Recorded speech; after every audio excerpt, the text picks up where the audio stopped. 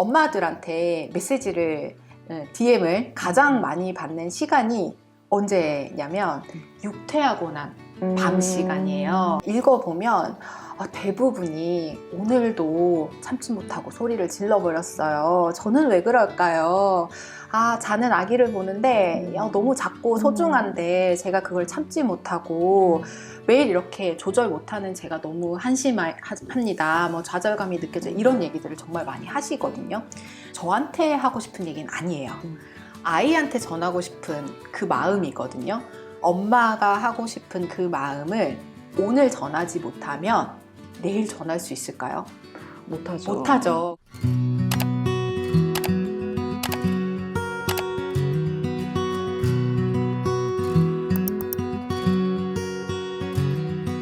부모님들이 가장 어려워하는 것 중에 하나가 훈육인데, 네, 그럼요. 예, 작가님 유튜브를 보면 같이 잘 거라고. 엄마 같이 잘 거야. 엄마 가는 줄 알았어? 아니야, 윤이 같이 재워줄 거야. 엄마 같이 잘 거야, 윤아. 언니가 졸리지? 네. 떼쓰고 많죠. 네, 막 들어 눕고 막 자료가 풍성합니다. 네. 때를 많이 쓴다거나 뭐 거짓말을 하는 경우도 있고 네. 막 이렇잖아요. 어쨌든 가르쳐야 할 거는 가르쳐야 되는데 그럼요. 이걸 어떤 방식으로 해야 될지 잘 모르겠다라는 분이 굉장히 많아요. 훈육을 왜 이렇게 어려워할까라고 제가 생각을 해봤더니, 훈육을 엄마가 했어요. 아이가 바로 변하나요? 절대 안 변하죠. 그쵸? 그러니까 엄마는 끊임없이 훈육을 하는데 눈앞에서 아이가 변화되는 모습이 보이지 않으면 내가 하고 있는 이 훈육의 방향이 맞나? 이런 어려움들이 있어요. 근데 아이들은 안 변해요. 네. 웬만해선 안 변해요. 네. 제가 저희 남편 얘기를 되게 많이 하는데요. 저희 남편은 이제 발달이 끝났잖아요. 그러니까 네. 아빠들은 성인임에도 불구하고 화장실 갔다 오면 이렇게 좀 해줘. 먹고 나면 이렇게 좀 해줘. 훈육은 아니지만 이렇게 요청을 해도 안 바뀌어요. 저 영상 봤어요. 그쵸? 저희 집에 항상 휴지심이 왜 이렇게 수집을 하는지 모르겠어요. 휴지심을 쓰고 나면 쓰레기통에 버리는 거야 라고 알려줘도 그렇게 안 변해요. 근데 아이들은 고작 이제 2년, 3년, 4년 살았단 말이에요. 이렇게 하는 거야 라고 훈육을 했을 때 절대로 단번에 바뀌지 않아요. 그렇기 때문에 이 아이들은 정말 가랑비에 옷 젖듯이 정말 조금씩 저희 아이가 아파트 주차장에서 항상 들어눕는 공간이 있었어요. 왜 거기서 항상 들어눕는지 모르겠는데 제가 거기 가면은 진짜 돗자리를 깔고 싶을 정도. 왜냐면 바닥이 되게 더럽잖아요. 이 옷을 세탁하기가 되게 힘든데 저기 가면 또 들어놓을 걸 너무 알고 있단 말이에요. 근데 어느 날 경비 아저씨가 지나가면서 야, 너는 월급 받아야겠다. 주차장 청소를 이렇게 매일 열심히 해줘서. 그러니까 이 정도로 아이들은 바뀌지 않는데 6개월이 지나고 1년이 지나서 아이들을 바라보면 바뀌어 있네? 전보다 짧아졌네? 이런 생각들을 한단 말이에요. 아이의 발달 과정을 조금 이해를 하면 엄마가 좀 흔들림에 또 지침에 좀 묻어날 수 있다라고 말씀을 드리거든요. 방금 말씀하신 거짓말 하는 것도 어떤 거냐면 아이의 발달 과정에서 거짓말을 하는 시기가 있어요. 창의력이 막 발달하고 상상력이 발달하는 시기가 있잖아요. 그림책을 읽어줘도 상상을 많이 할 수 있는 그림책들을 많이 보여주면 좋아요 라고 말씀을 드린단 말이에요. 거짓말을 하는 아이는 훈육을 하는 게 맞아요. 목적을 가지고 하는 거짓말에 있어서는. 그런데 이 상상과 현실을 구분하지 못하는 시기에 하는 거짓말은 훈육을 해야 되는 시기는 아닌 거예요. 친구가 주말을 지내고 왔어요. 근데 제주도에 비행기를 타고 여행을 갔다 왔대요. 근데 얘는 비행기를 너무 좋아하는 아이였던 거예요. 선생님, 나도 제주도 갔다 왔어요. 비행기 타고 갔다 왔어요. 호텔에도 가고 할머니, 할아버지랑 같이 가서 배도 탔어요. 되게 구체적으로 이야기를 하는 거예요. 그래서 제가 어머니한테 주말에 제주도 갔다 오셨더라고요 하고 말씀을 드렸더니 이 엄마가 깜짝 놀라면서 도대체 왜 이렇게 요즘 거짓말을 하는지 모르겠다. 아무리 거짓말이 나쁜 거라고 가르쳐줘도 계속 거짓말을 한다. 어떻게 해야 될까요? 어떻게 훈육해야 될까요? 라고 물어보시더라고요. 만 2세, 3세 정도 시기에는 상상력이 풍부하고 창의력이 발달하는 시기잖아요. 내가 너무 하고 싶은 거 또는 책에서 인상 깊게 봤던 거, 영상에서 봤던 거, 그리고 엄마 아빠가 대화하는 이야기를 다 듣고 있잖아요. 이런 것들을 구분하지 못한단 말이에요. 그럼 이 아이 머릿속에는 제주도를 갔다 온 거예요. 그럴 때는 훈육보다는 아, 제주도 가고 싶었어.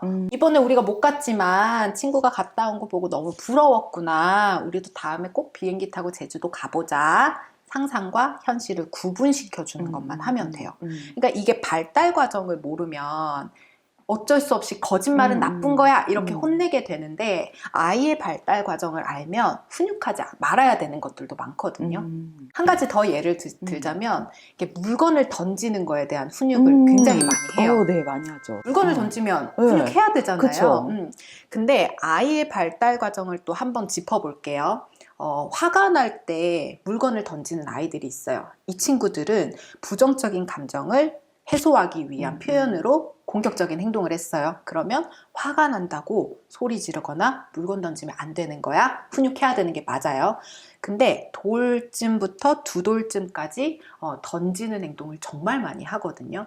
이때는 물리적인 어떤 것들이 변화되는 현상에 관심이 굉장히 높은 시기예요.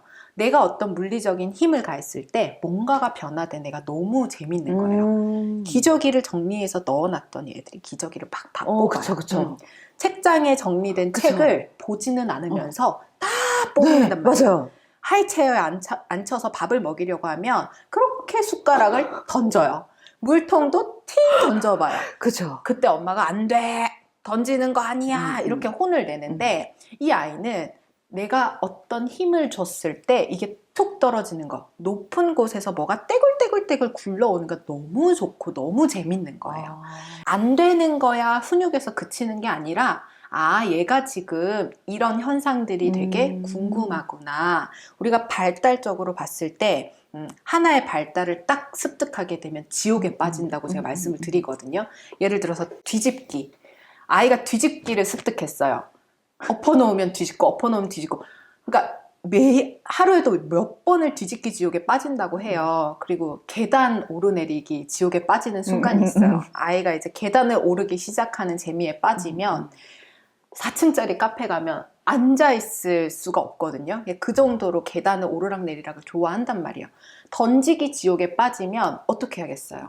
충분히 던질 거리들을 제공해서 아, 세게 힘을 줬더니 멀리 날아가는구나, 높은 곳에서 떨어뜨렸더니 소리가 더 크게 나는구나, 이런 것들을 경험시켜주고 욕구를 해결시켜줘야 된단 말이에요.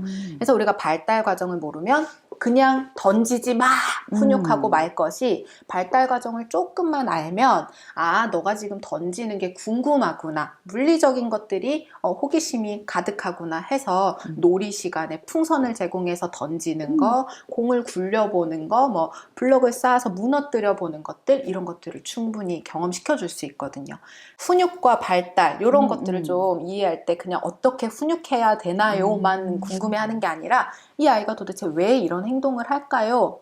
이 발달 과정을 조금 이해를 하면 아이가 이해가 되는 것들이 굉장히 많아요. 왜냐면 우리가 훈육을 하려고 할 때 이건 잘못된 행동이야 라고 맞아요. 생각해서 이거를 어떻게든 고쳐주려고 훈육을 하는 경우가 많은데, 사실 그 아이는 그 잘못된 행동이 아니라 발달하고 있는 과정이네요. 궁금한 거죠. 네, 인지적으로도 발달하고 신체적으로도 발달하고 맞아요. 그런 시간이네요. 이제 잠자리 대화법에 대해서 여쭤보려고 해요. 네. 우리 잠자기 전에 아이들한테 책을 읽어주시는 부모님들이 되게 많은데, 작가님께서 쓰신 이번 책에서는 잠자리 5분 대화법이 되게 네네네. 중요하다라고 이야기를 해주셨어요. 네. 저는 이 책에서 다른 건 몰라도 이거는 꼭 실천했으면 좋겠다, 베스트 중에 베스트를 뽑으라면 자기 전에 5분 대화이거든요. 그러니까 잠자리 독서는 정말 많이 하세요. 왜냐면 책을 읽어줘야 된다는 거는 아이 발달에 너무 중요하다, 좋다, 긍정적이다를 알고 있기 때문에. 근데 책을 읽고 나면 이제 끝, 그쵸. 조용, 이제 자는 거야, 이렇게 넘어가거든요. 엄마들한테 메시지를, DM을 가장 많이 받는 시간이 언제냐면 육퇴하고 난 밤 시간이에요. 그때 DM이 오는데 읽어보면 대부분이 오늘도 참지 못하고 소리를 질러버렸어요. 저는 왜 그럴까요? 자는 아기를 보는데 너무 작고 소중한데 제가 그걸 참지 못하고 매일 이렇게 조절 못하는 제가 너무 한심합니다. 뭐 좌절감이 느껴져 이런 얘기들을 정말 많이 하시거든요. 근데 사실 그걸 읽으면요. 저한테 하고 싶은 얘기는 아니에요. 어떤 해결을 바라는 얘기도 아니에요. 아이한테 전하고 싶은 그 마음이거든요. 그 다음 날이 되면 육아 전쟁은 또 시작되기 때문에 악순환의 반복인 거예요. 엄마가 하고 싶은 그 마음을 오늘 전하지 못하면 내일 전할 수 있을까요?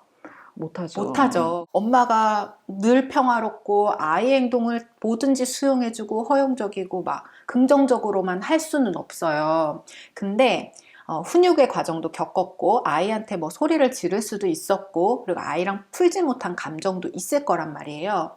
자기 전에 5분 정도는 그 시간을 할애해서 아이랑 마음을 나누는 시간으로 가졌으면 좋겠어요.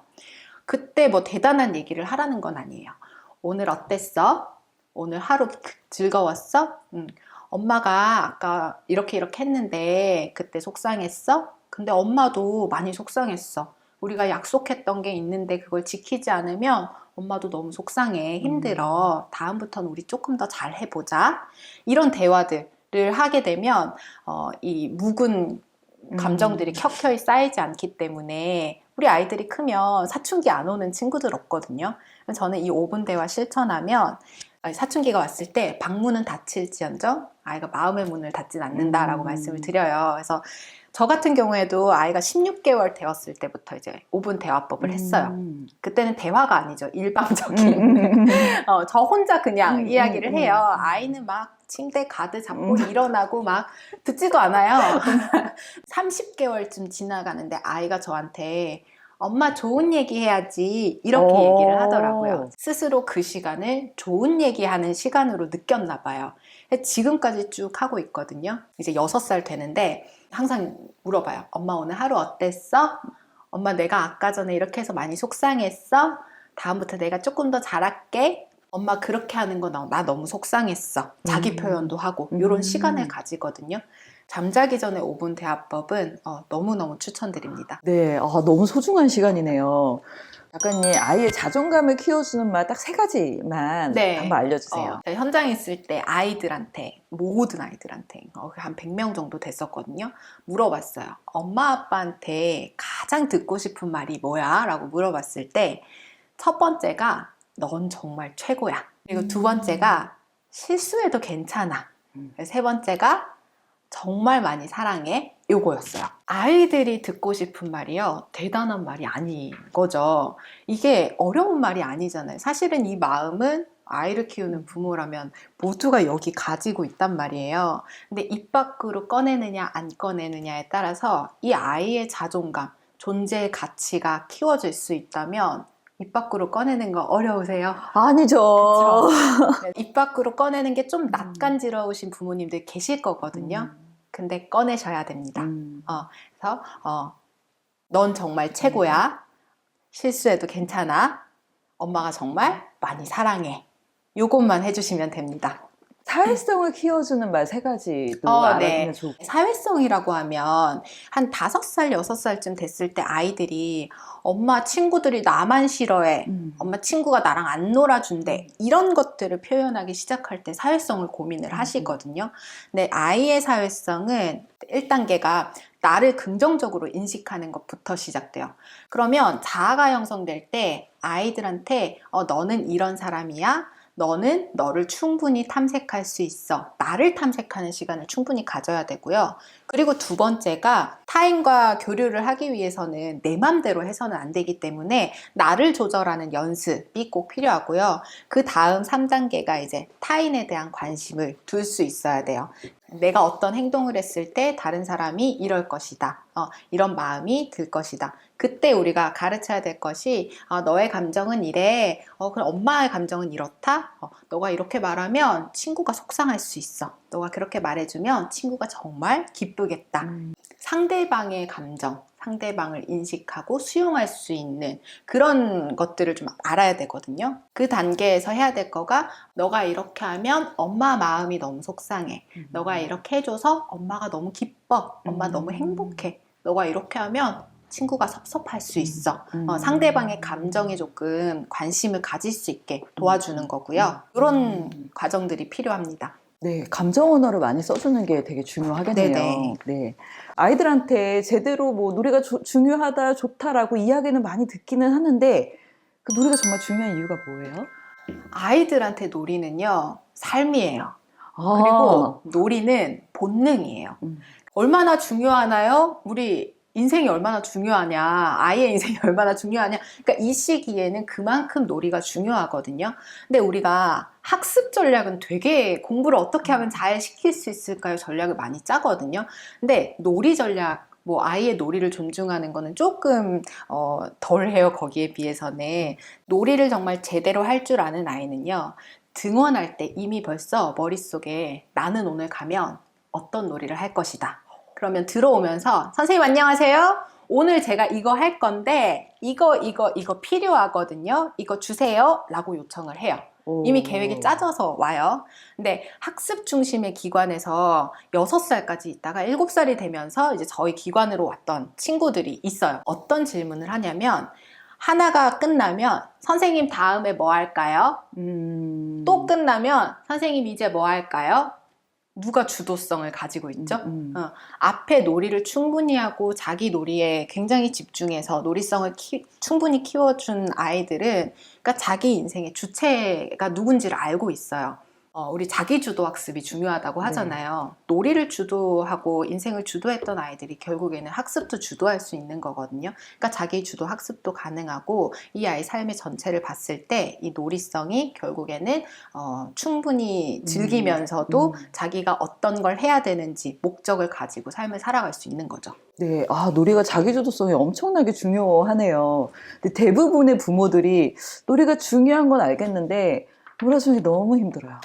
마음껏 좀 잘 되지 않는 것 네네. 같아요. 그래서 놀이를 할 때 부모가 꼭 해야 될 것, 그리고 이것만은 하지 마세요.